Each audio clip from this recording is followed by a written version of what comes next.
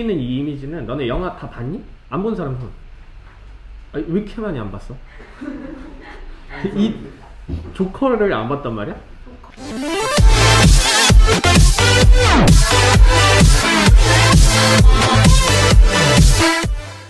그러니까 긴장감이라는 이 단어는 어떠한 정세나 분위기가 안정적이지 않은 상태, 이거 사전적으로 이렇게 나와 있는 거야. 보통 우리가 긴장감이라는 걸 하면, 긴장감은 뭐 여기 지금 불안이라고 되어 있고 초조라고도 되어 있고 한데, 이런 단어들이 결국에는 위태위태라든지 아슬아슬이라든지 이런 단어로 좀 바뀌어줘야 우리가 그림을 그리는데 조금 더 수월할 수 있어. 그러니까 긴장감이란 단어 자체는 시각화되어 있지가 않아. 무슨 얘기인지 알겠지? 그래서 얘네들을 조금 더 시각화할 수 있는 단어들로 바꿔가면서 생각을 해줘야 되고, 근데 보통 그냥 긴장감이란 단어만 딱 줬을 때는 이제 그 우리가 생각할 수 있는 게 그렇게 많지가 않은데, 물체를 받으면 그 물체의 어떤 기능이나 특징, 특성 이런 거를 통해서 우리가 자연스럽게 긴장감이 유발되는 상태들을 떠올리기도 해. 이제 근데 그런 것들이 이제 어떤 조형적으로 배치되었을 때, 구성되었을 때 보다 긴장감이 들게끔 구성될 수도 있고, 좀 느슨하게, 좀 평이하게 구성될 수도 있다. 이런 거의 차이를 알아야 돼. 이제 그래서 같은 아이디어를 가지고도 이걸 그려내는 사람에 따라서 조금 더 멋스럽고 긴장감 있게 그려내는 사람이 있고, 그렇지 않은 사람이 있어. 이제 그래서 자기가 그런 것들을 조금 더 멋스럽게 그려낼 수 있게 신경을 써야겠다. 그래서 이제 긴장감을 유발하는 것들에 대해서 이야기를 할 텐데, 근데 기본적으로 선생님이 그 그림을 가리킬 때는 다 긴장감 위주로 수업을 해. 이제 우리가 좀 안정된 상태, 평이한 상태는 재미가 없기 때문에 너네가 그려내는 대부분의 그림이 다 긴장감을 유발하는 상태로 그림을 그리게 하는 거거든. 자, 일단 첫 번째 이야기할 것들은 뭐에서 우리가 출발해야 되냐면, 긴장감을 만들려면 익숙하지 않은 것부터 들어가는 거야. 익숙하지 않은 것. 이걸 생각해야 돼. 그러니까 우리는 중력 공간에 살기 때문에 바닥에 놓여져 있고 책상 위에도 물건들이 놓여져 있는 상태를 우리가 그냥 일상적으로 느끼잖아. 그치? 자, 그런 상태들은 뭐냐면 대부분 우리를 기준으로 아래라는 기준으로 우리가 살아가. 아래.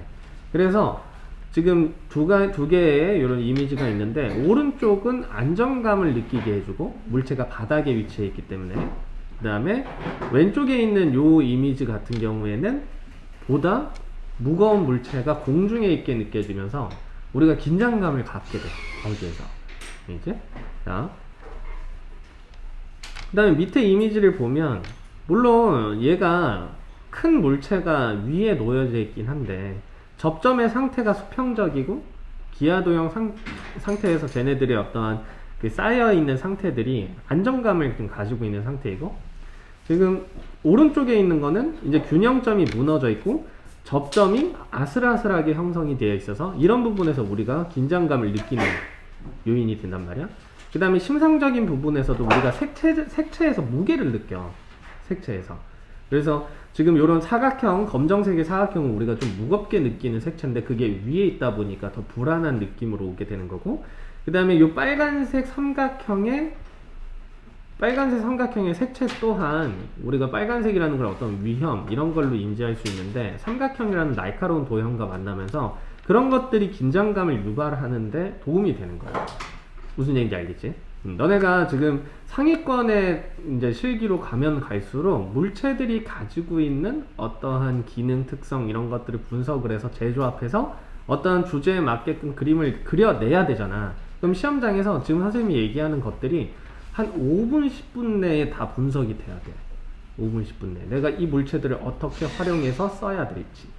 무슨 얘기인지 알겠죠? 자, 그 다음에 우리가 잠깐, 이 이미지 여기 있으면 안 되는데. 자, 다음 거 넘어가면. 자, 선생님이 익숙함에서 온다 그랬잖아요. 익숙함. 그지? 우리는 뭐 전 세계가 다 공통은 아닌데 거의 90%가 공통인 부분이 뭐냐면 읽는 방향이야. 우리는 위에서 아래로 읽고 그 다음에 좌에서 우로 읽잖아. 그치? 그래서 지금 요 상태는 보다 안정감 있게 느껴지는 거야. 물체가 요렇게 들어가는 느낌을 받을 거야. 물체가. 무슨 얘기인지 알겠지? 자, 근데 우측에 놓여있는 요 상태 같은 경우에는 물체가 빠져나가는 듯한 느낌을 주게 되는데, 요 상태는 우리한테 약간 불편한 느낌을 줘, 물체에 배치해서.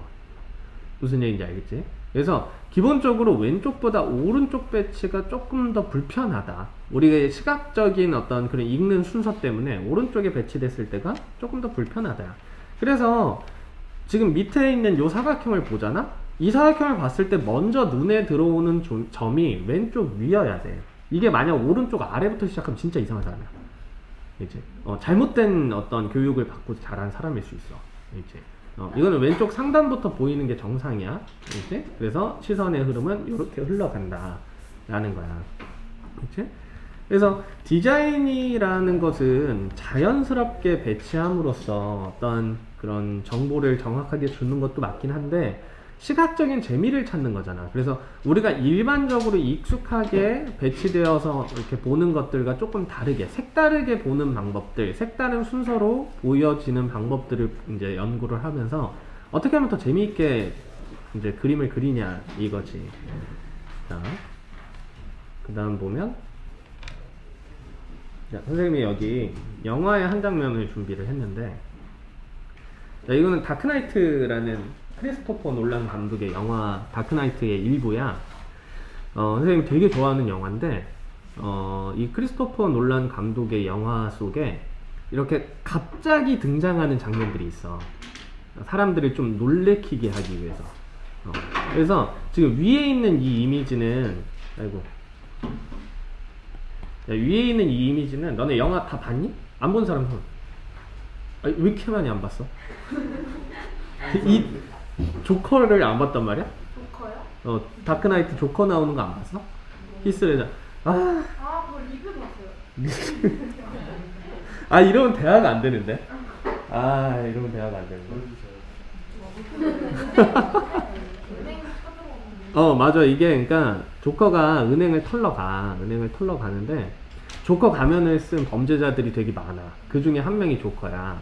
근데 이제 조커가 그 수하들한테 임무를 주고 그 임무를 수행하면 죽여. 근데 이제 그 마지막 남은 애 중에 하나가 이제 그 조커한테 너도 날 죽이라고 명령을 받았냐 딱 하는 순간 버스가 벽을 뚫고 들어와.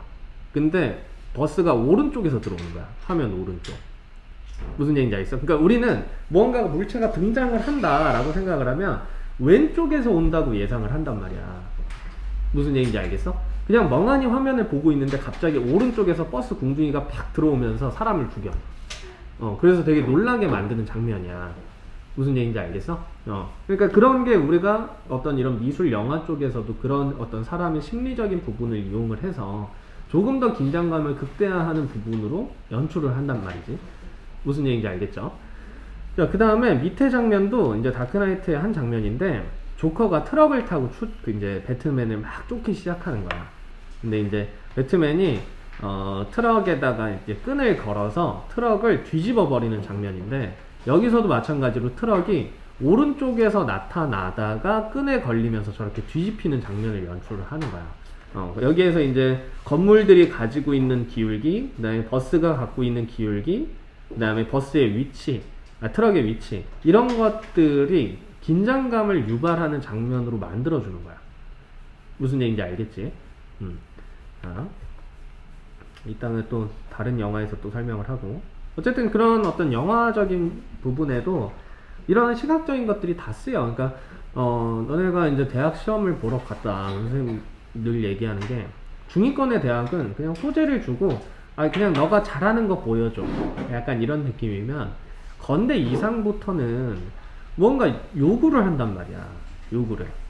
그래서 뭐 예전에 민지쌤이 건대 시험 볼 때는 어떤 만나기 직전에 수줍음을 표현하라고 되게 좀 이상한 문제가 나오기도 하고, 그래서 민지쌤이 이렇게 약간 베베 꼬이는, 막 이렇게 그 부끄러워서 베베 꼬이는 글루건의 형태를 그렸거든. 그리고 그 색을 바꿀 수 있어서 핑크색으로 그리고 좀 부끄러움, 막 이런 걸 표현하기 위해서. 그러니까 우리가 그런 대학교를 보려면 뭘 알아야 돼, 너네가. 뭘 알고 그래야 될 거 아니야. 무슨 얘기인지 알겠지?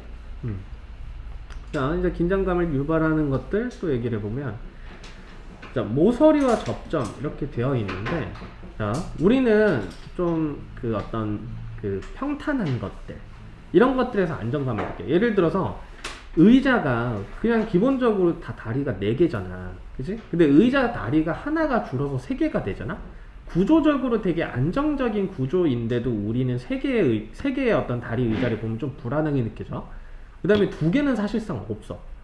2개의 다리는. 밑에 어떤 닿는 접점이 다른 어떤 고정되어 있는 형태이거나 그러지 않는 이상 대부분 3개 이상부터 시작을 하는데 보통 4개야. 4개가 가장 안정적이고. 무슨 얘기인지 알겠지?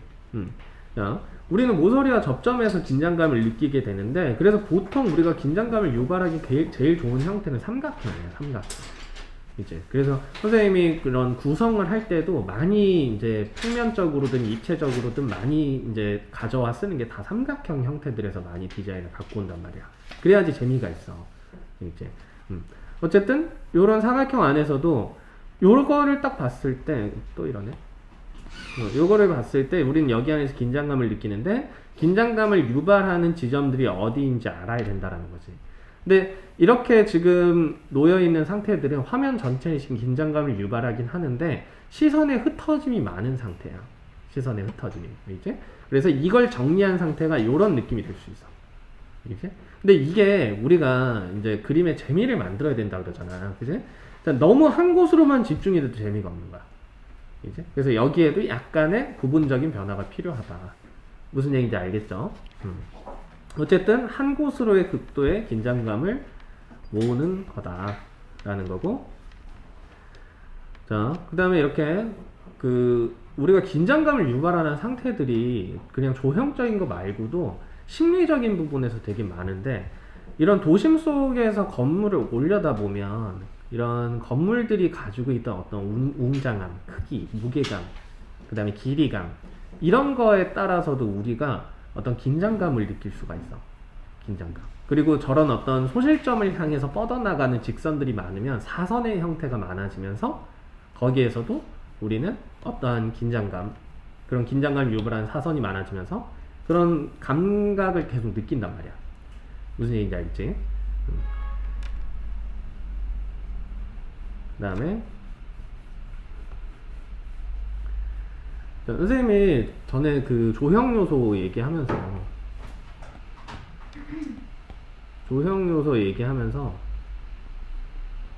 선이 하는 역할 중에 제일 중요한 게 뭐라 그랬지? 시원아 뭐라 그랬어? 선이 하는 제일 중요한 역할. 선이 뭘 해? 선. 우리가 그림 그릴 때 선이 제일 중요해. 너네가 그런 말 들어봤을 거야. 막 춤추는 사람 보고 그런 어떤 선이 좋다, 춤선이 좋다, 막 이런 얘기도 들어봤을 거고, 그지? 그 다음에 어떤 우리가 음악을 표현할 때도 선율이 좋다, 이런 얘기들을 한단 말이야. 이 선이라는 게 뭘까? 기억나는 사람? 선이 하는 역할 그림에서. 그치, 그 동세를 조금 또 다른 말로 바꿔야 돼. 아니야. 자, 선이 하는 역할에서 제일 중요한 건 분위기예요, 분위기. 무슨 얘기인지 알겠어? 내 그림을 주도하는 선이 무엇이냐에 따라서 그림의 느낌이 바뀌어. 무슨 얘기인지 알겠지? 거기에서 동세라는 거는 어떠한 움직임을 얘기하는 거야. 어떠한 움직임. 근데 그게 빠르고 강하게 움직이는 동세감이냐, 아니면 좀 천천히 굴러가는 동세감이냐, 정적인 동세감이냐, 여러 가지의 차이가 있는데 우리는 기본적으로 조금 더 빠르고 강한 움직임을 그리고 싶어 하는 거잖아. 그치? 자, 그거에서 가장 중요한 게 선이 하는 거야, 선. 그치? 선생님이 그 선에 대해서 얘기를 할 때, 자, 다시 한번 얘기를 하자. 자, 조형 요소엔, 자, 요소라는 거는 큰 거를 이루는 가장 작은 단위를 얘기를 하는 거야. 그치? 그래서 조형, 뭔가 만들어진 것을 이루는 가장 작은 단위를 조형 요소라고 하고 그거를 점선면이라고 얘기를 하는 거야. 알겠지? 자, 그림을 이루고 있는 요소 똑같아. 점선면이야. 알겠지? 점선면으로 모든 게 다 이루어져 있다. 자, 그랬을 때, 자, 점이 하는 건 그냥 위치야, 위치. 알겠지? 그래서 주제부가 될 수도 있고, 부주제부가 될 수도 있고, 원경 요소가 될 수도 있고, 이거는 위치를 가지면서 크기와 부피, 질량 등이 달라지면 돼. 주제부는 커. 부주제는 그보다 좀 작아. 원경은 더 작아. 무슨 얘기인지 알겠지? 자, 선이라는 거는 점이 연속돼서 만들어진 거야, 일단 기본적으로. 그래서 이거를 우리는 점이 이만큼을 이동했다라고 얘기할 수가 있는 거야. 알겠지? 그래서 야구공을 그려놓고 선 두 개를 그으면 야구공이 움직인 거야. 무슨 얘기인지 알겠지? 자, 여기에서 선이 수평선이냐 아니면 사선이냐에 따라서 긴장감의 상태가 달라져. 알겠지? 수직 수평은 안정감, 편안함 이런 감각을 느끼게 해주고, 그 다음에 저런 사선은 운동감을 느끼게 해준다는 거야. 긴장감과. 무슨 얘기인지 알겠지? 역동성 이런 것들을 느끼게 해준다는 거야. 자, 그래서 지금 여기 건물들 보면, 자, 지금 요 건물 수직 수평적으로 배열되어 있는 건물을 지금 이 글씨로 다 가려놔가지고 다 지워질까? 잠깐만. 지워져라. 지워져라. 됐다.